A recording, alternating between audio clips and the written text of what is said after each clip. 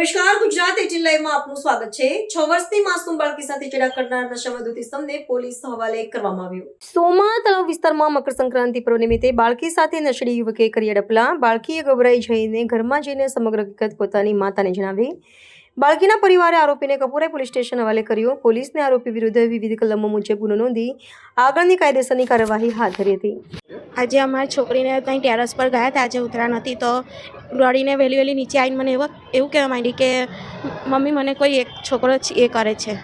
તો બીને બહુ જ બાજી ગઈ મને રડીને। તમે કે બેટા શું થયું તને? તો કે મમ્મી મને પેશાબની જગાએ પેલો છોકરો છે તે હાથ પર આવે છે। એવી રીતે મારી છોકરી આવીને મને કહેવા આવી। પછી અમે બધા ઉપર ગયા ને છોકરાને જોયો। સુનિલભાઈ છે નહીં, અમારા બાજુના બ્લોકમાં રહે છે। ઉત્તરાયણના ધાબા પર હતા બધા। એ પોલીસે સજા આપવાનું કીધું છે। અમારી માંગ છે કે એવી એમને સજા ચાલો એમ। બિલકુલ હમણાં જ વડોદરામાં નવા યાર્ડની અંદર એક 15 વર્ષની માસૂમ દીકરી સામૂહિક બળાત્કારનો ભોગ બની હજુ એની સાંઈ તો ભૂસાઈ નથી।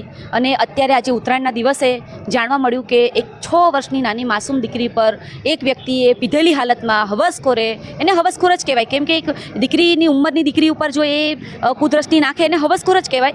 એ હવસખોરે આ 6 વર્ષની માસૂમ દીકરી પર અડપલા કરે, એના ગુપ્તાંગના ભાગ ઉપર એને હાથ ફેર્યો। આ તો શુકર મનાવો કે ઉત્તરાયણ જેવો તહેવાર હતો ને ધાબા ઉપર 2-3 વ્યક્તિ એના પપ્પા પણ હતા, એ પતંગ ચકાવવામાં મશગુલ હતા, એમનું ધ્યાન ગયું નહીં તો છોકરી બચી ગઈ। જો એકાંતના સ્થળે કદાચ આ છોકરી એને મળી ગઈ હોત તો ખબર નહીં અત્યારે શું એ છોકરી સાથે થઈ ગયું હોત। એટલે મારું ખાસ કહેવું છે કે દિવસે ને દિવસે આવી નાની નાબાલિગ સગીર દીકરીઓ ઉપર જે છેડતી છે, અડપલા, શારીરિક અડપલા અને બળાત્કારની ઘટનાઓ વધતી જઈ રહી છે, તો ખરેખર આ એક અતિ ગંભીરતાનો વિષય છે।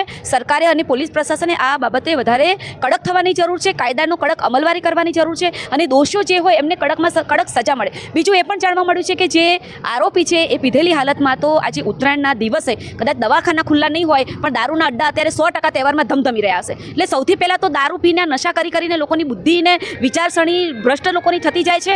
એટલે આ જે દારૂના જે અડ્ડાઓ છે, દારૂ, જુગાર, ડ્રગ્સ, આ જે બધું ગુજરાતમાં મળી રહ્યું છે, બરોડામાં ધમધોકાર દારૂનો બુટલેગરોનો જે ધંધો ચાલી રહ્યો છે એને અમે કહીએ છીએ પોલીસને કે એને બંધ કરાવો। લોકો બગડી રહ્યા છે, પીને લોકોની બુદ્ધિ ભ્રષ્ટ થઈ રહી છે, લોકો ખરાબ રસ્તે જઈ રહ્યા છે। આ જો ઠીક છે માસૂમ દીકરી બચી ગઈ, નહીંતર તો ખબર નહીં શું ઘટના ઘટી ગઈ હોત એની સાથે। એટલે ખરેખર આ શરમજનક ઘટનાઓ છે અને સરકારે કડકમાં કડક હવે આવા જે આરોપીઓ છે એમના ઉપર કાર્યવાહી કરવાની જરૂર છે। જેલના હવાલે કરી દો ને, 2-4 દાખલારૂપ સજા આપો કે જેથી કરીને ખબર પડે લોકોને કે આવું કંઈ પણ કરવા જઈશું તો અમે જેલ ભેગા થઈશું, સીધું એન્કાઉન્ટર થશે યા અમને ફાંસી મળી જશે। એટલે ફરી અમારી માંગ છે કે આવી ઘટનાઓ ન થાય અને ગુજરાતની દીકરીઓ, નાની માસૂમ દીકરીઓ, એમના મા બાપ અત્યારે આ બેન છે, એમના મમ્મી છે, ગભરાઈ ગયા છે, માવતર ડરી ગયા છે, તહેવાર બાજુ ઉપર રહ્યો અને આજે દીકરીની સાથે આજે બન્યું છે એના માટે પોલીસ સ્ટેશનને આખો દિવસ અહીંયા છે। એટલે મા બાપ માટે પણ દીકરીઓની સલામતીનો એક પ્રશ્ન મોટો ઊભો થયો છે। દિવસ હોય, બપોર હોય, રાત હોય, મધરાત હોય, ક્યાંય દીકરીઓ સલામત નથી રહી। એટલે બેટી બચાવો ખાલી નારા પૂરતી સીમિત ના રહી જાય। ખરેખર દીકરીઓની સલામતી માટે સાચા અર્થમાં બેટીઓને બચાવવાની જરૂર છે અને એના માટે પ્રશાસને કડક કાર્યવાહી અને કડક કાયદાઓની અમલવારી કરવાની જરૂર છે।